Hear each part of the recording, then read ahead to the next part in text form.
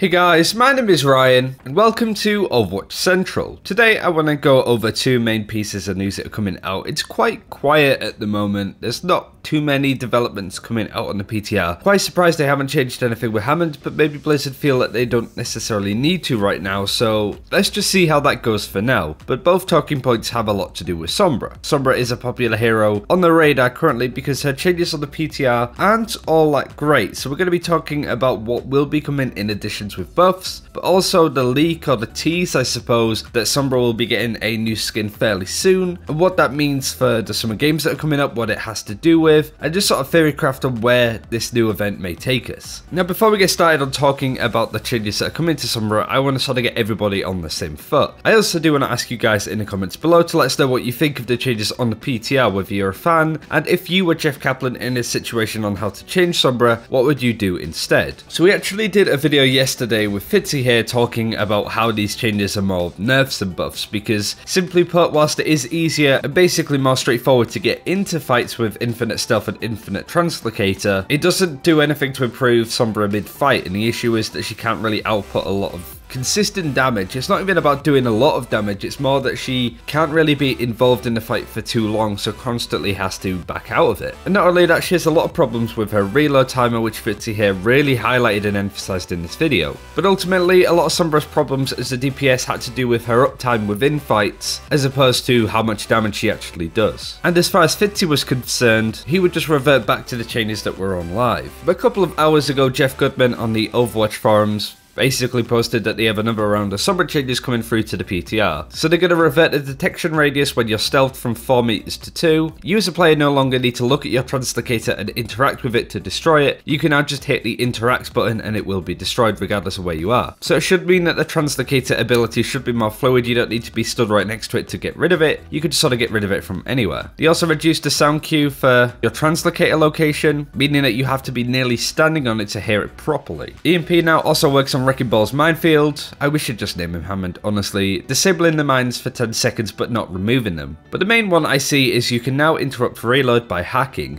Now, and it was a bit that Fitzy said that sort of lines up with this, and he better explains basically why this is so important, so I'll just reiterate it here.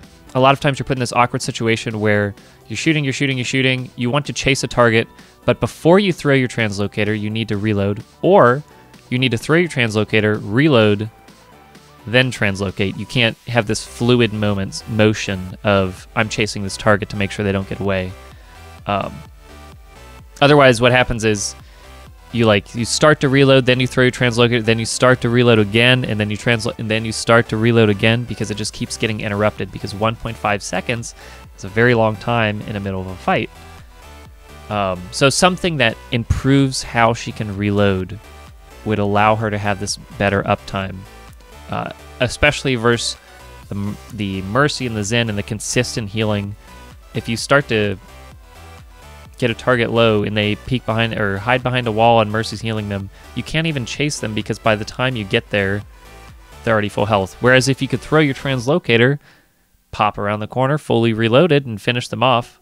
But yeah, it's difficult with the 1.5 second reload, and she doesn't have the burst potential that other heroes have. So from what Fitzy said, this is a step in the right direction. I actually saw him comment on this in the competitive Overwatch forums when it came to this post. So I'll read what he says. Finally fixed the reload and hack bug, countless times where you reload and auto reload and have to wait 1.5 seconds and the additional 0.65 seconds to complete a hack on a Reinhardt pinning the target. While the other changes are just removals of nerfs, I still disagree with infinite stealth and translocator. I guess another main thing too here is that Blizzard are pretty committed when it comes to these changes. They say she's unlikely to regain the ability to contest objectives or have 75% move speed whilst invisible. The goals of these changes is to make her stronger overall, even if it means being slightly weaker in some areas. So I guess that's going to upset a lot of people. It doesn't look like Blizzard are ever really going to revert these changes, so just bear that in mind, Sombra players. Make sure that your feedback is concise and you can get the best out of this hero, I feel. But it is good to see Blizzard pretty much instantly changing up Sombra based on community feedback.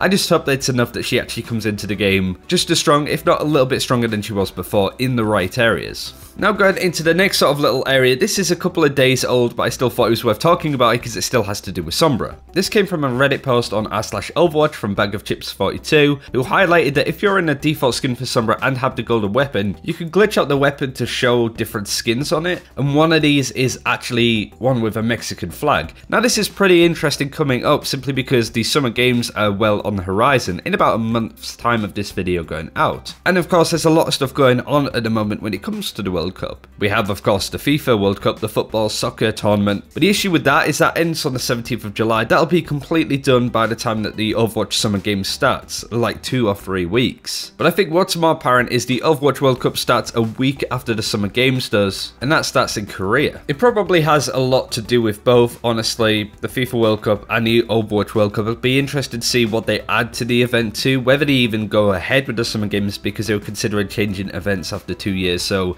maybe this will be like the final hurrah with more characters getting, you know, oriented skins from where they're from. So we do have Sombra having a Mexico skin, but that's definitely a Mexico gun, so we'll sort of see how that goes. But we'll have to wait and see for another month before we actually get to see some of these skins a little bit more. And finally, I guess to do with the World Cup, I actually want to sort of shout out the Team UK 7 Lions roster that was announced the other day too, or at least the final 12. This 12 gets whittled down to 7 players that will be the main lineup for some of these teams. You should definitely follow us on Twitter at 7LionsOW, but the lineup consists of Christopher, Fusion, Smexy, Muzzy, Kip, Mikey A, KSP and Jealous for DPS, Boombox Dyer, Cruz and Footy Astra for the supports. And I think it's a really good lineup. I think these guys are going to do really well in the tournament, but do let us know what you think, whether you just want to sort of shout out Team UK or shut them down. Do let us know in the comments below. And of course, what do you think of the reiterated Sombra buffs? They're less like nerfs, honestly. Also the skins that we may see for the Summer Games / any other events that may be coming up.